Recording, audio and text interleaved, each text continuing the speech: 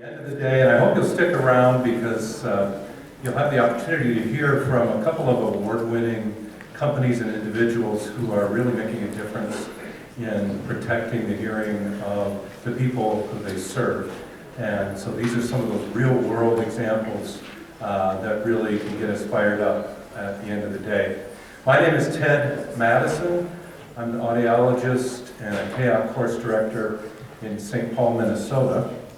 The only disclosure I have is that I am not Thais Murata, and I am not Scott Schneider. They were listed on the program to present our 2024 Safe in Sound Awards for Excellence and Innovation in Hearing Loss Prevention. But I'm happy to serve along with them as part of the committee that has the privilege of looking at what individuals and companies are doing to prevent noise-induced hearing loss. So this award has been around since 2007, I believe, and our objectives are to recognize innovative and exceptional organizations that document measurable achievements in hearing loss prevention. Not perfection, but measurable achievements and improvements. And, of course, the reason we're here today is we want to recognize those individuals and companies and to share their strategies with and the information that they have about how they've achieved those results. So today's presentations will be available in a more expanded format on the safeandsound.us website, and I encourage you to go and take a look at some of the more in-depth details of their successes, more than what we have time to cover today. So we have the honor of presenting two awards today. The first is for excellence in hearing loss prevention for hearing conservation initiatives in the workplace.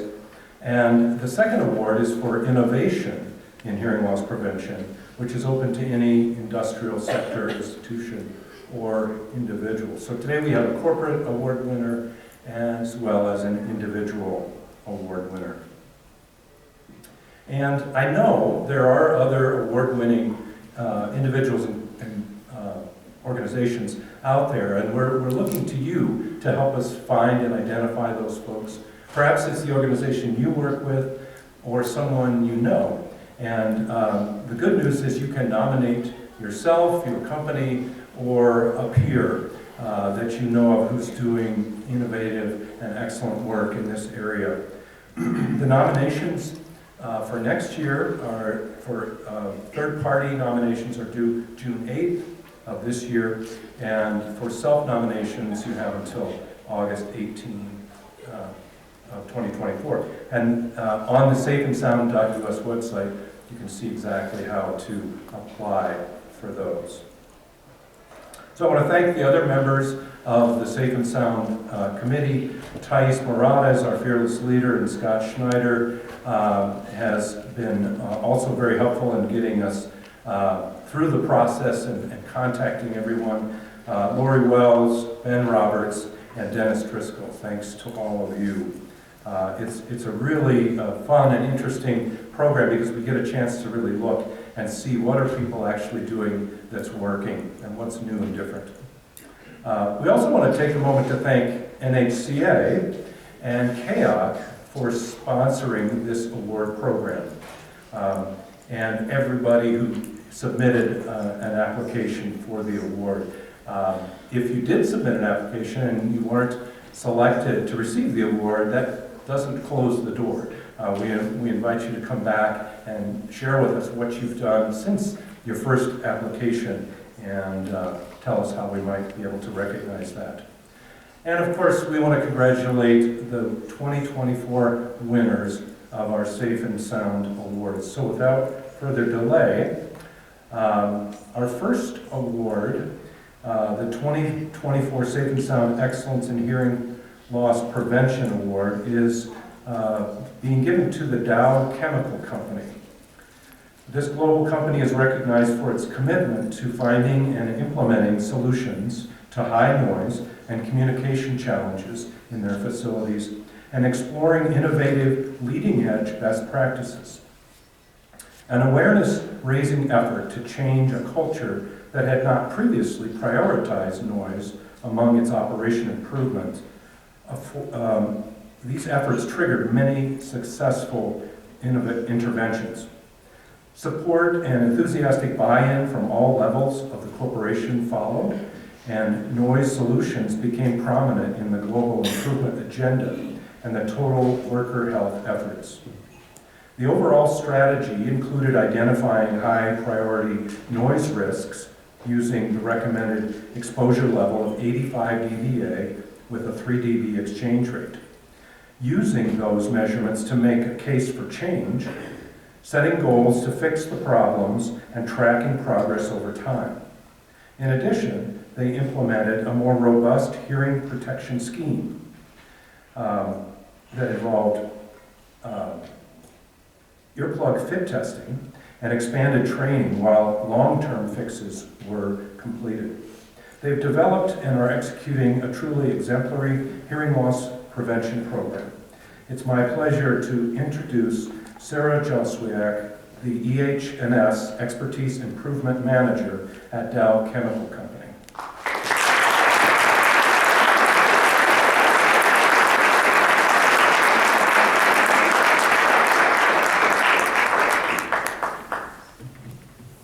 Okay, hopefully everyone can hear me okay. That was a great introduction. You almost don't need my slides, and I know I'm the only thing keeping you from a beer and a frosty mug or a glass of wine, so I will move quickly.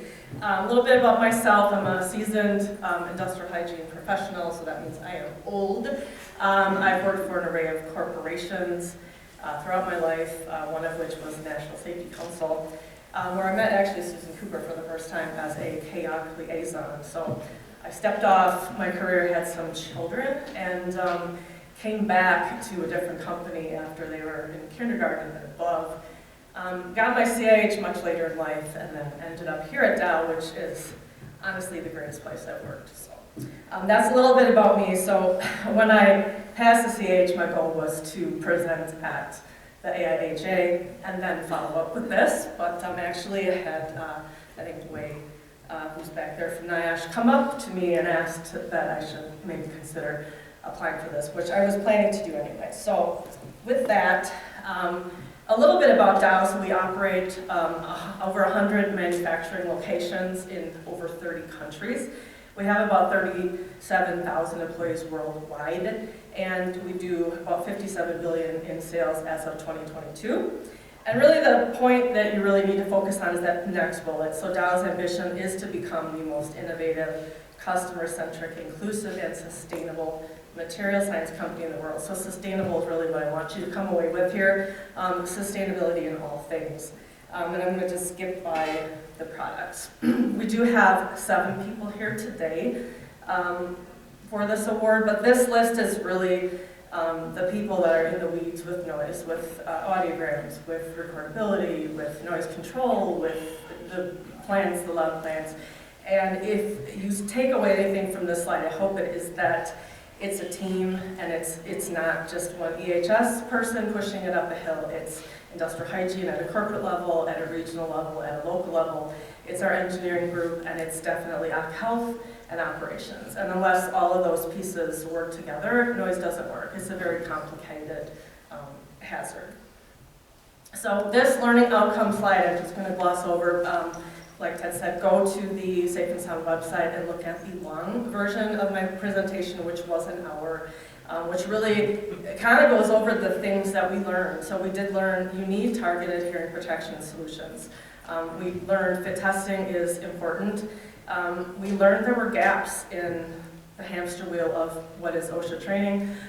We learned that there's high risks, and you have to start to follow the hierarchy of controls and get rid of them, or at least knock them down with noise.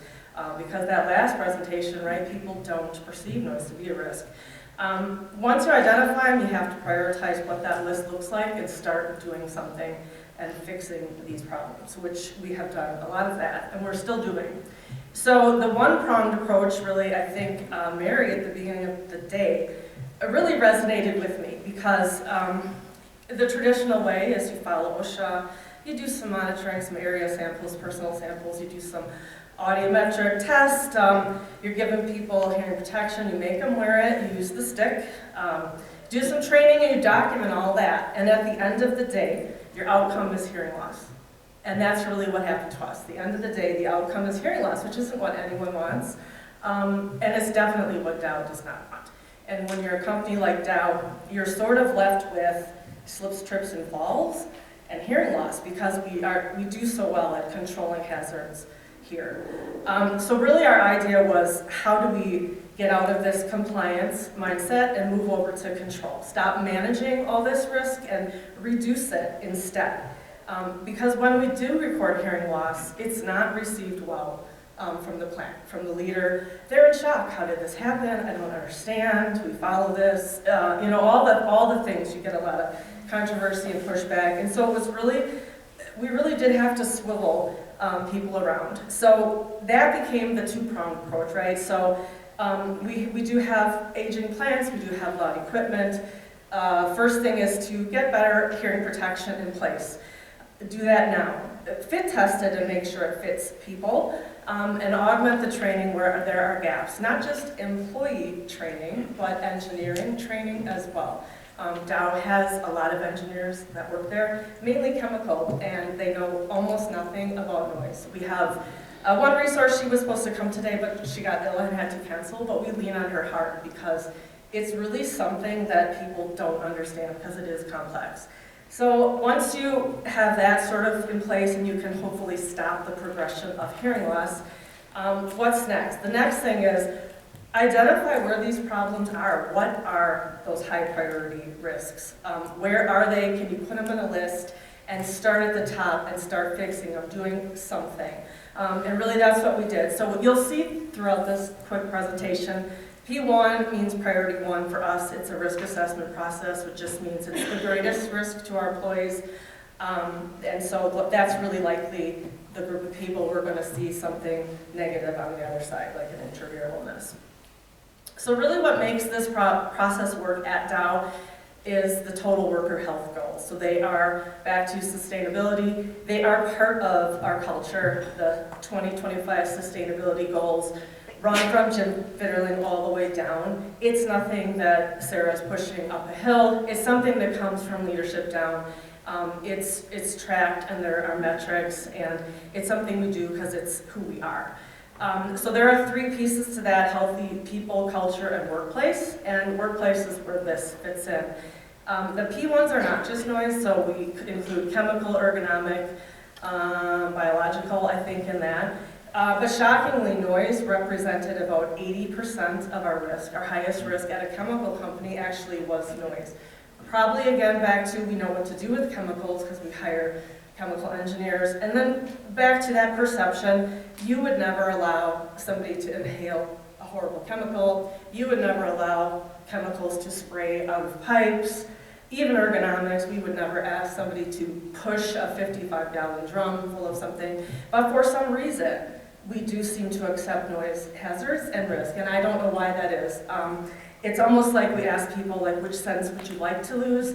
But we should ask people, do you want to lose any of your senses? I mean, we don't want to be blind, but we don't want to be deaf either.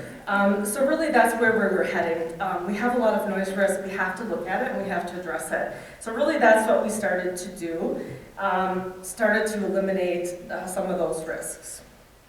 And hopefully, at the end there, you'll see some good things, right? You improve safety, your equipment's more reliable, employees have a better experience, and you're more productive, which we did see. Some things we had to think out of the box and really go beyond the sound level meter and beyond a noise dosimeter. So you'll see this fun picture, which everybody likes, pictures and colors. So we brought in some high-tech equipment. This is an acoustic camera, which allows you to see noise. It'll identify the loudest noise in an area. It's not always easy, but it is a way for us to find, is it something that's failing, like a bearing, or is there a hole in an enclosure, or is it piping? So at chemical plants, pipes and fluid is everywhere, and sometimes that's what the hazard is. So we did bring in that technology for some of our hydrocarbons plants. We also used, so I wish Vanessa was here, but she owns the most effective technology at our company, so it was her job to kind of move us down to designing more quiet. So as we fix noise hazards, we also don't want to design and bring equipment in that's loud. So we moved that standard down to 80 decibels, so any new equipment brought in is brought in at 80, and if it can't be done, they'll have to supply a variance for that process. And then in addition to that, we did reach out to off-the-shelf software that does contour mapping so we could do better area maps, better ways to, again with color, show you where the sound is, how loud is it, and it also can predict things, so if you change things like barriers, you can see how it will reduce it, or if you add equipment, you can see how that's going to impact things as well. So really the culture change was another big hurdle. So again, back to Mary, this morning, we did have to teach people that their hearing is important and they should protect it. And I don't understand why that was true, but we did have to do that. So we did a Safe and Sound campaign, and 3 years in a row we did some presentations, some sessions, so we do a lot of WebEx meetings, Teams meetings, because we are a global company, we're all over the place.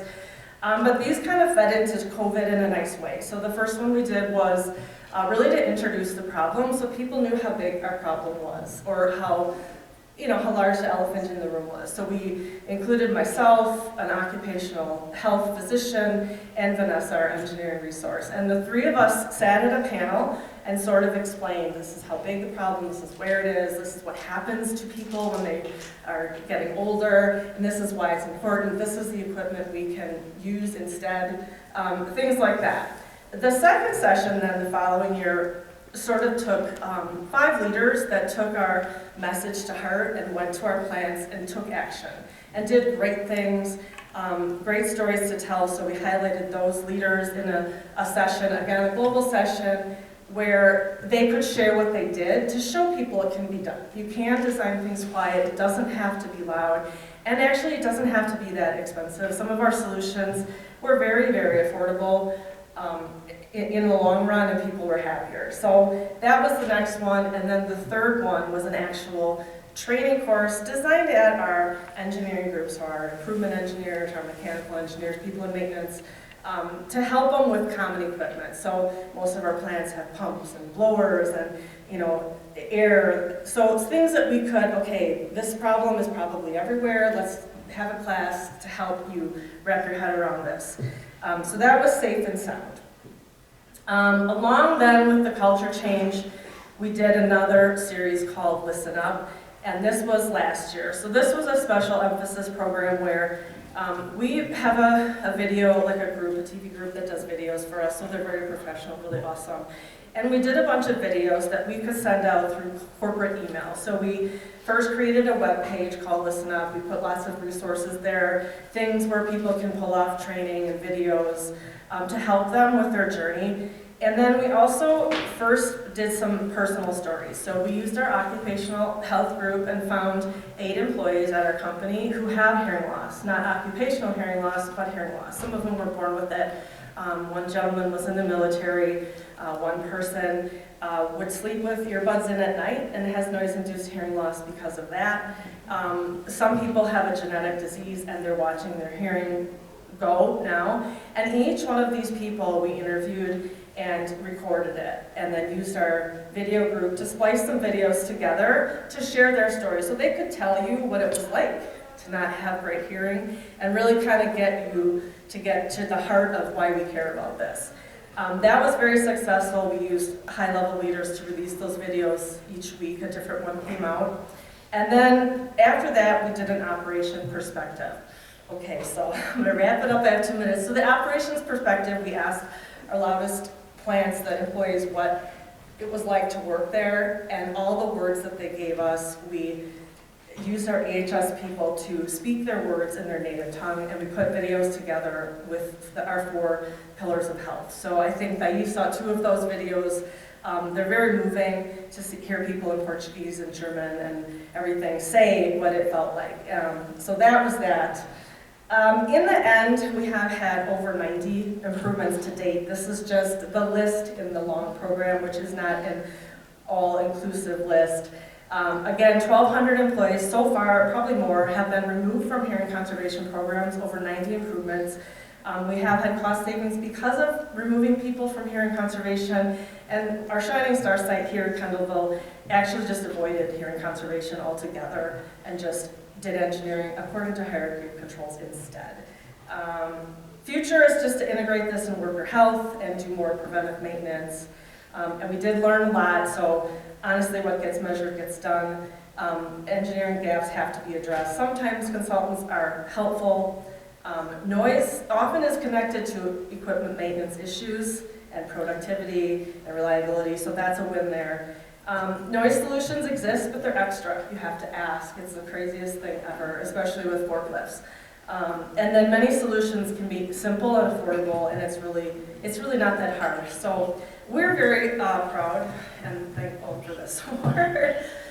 It helps us to kind of keep our momentum going. So thank you. Sorry if I'm long. If you have questions.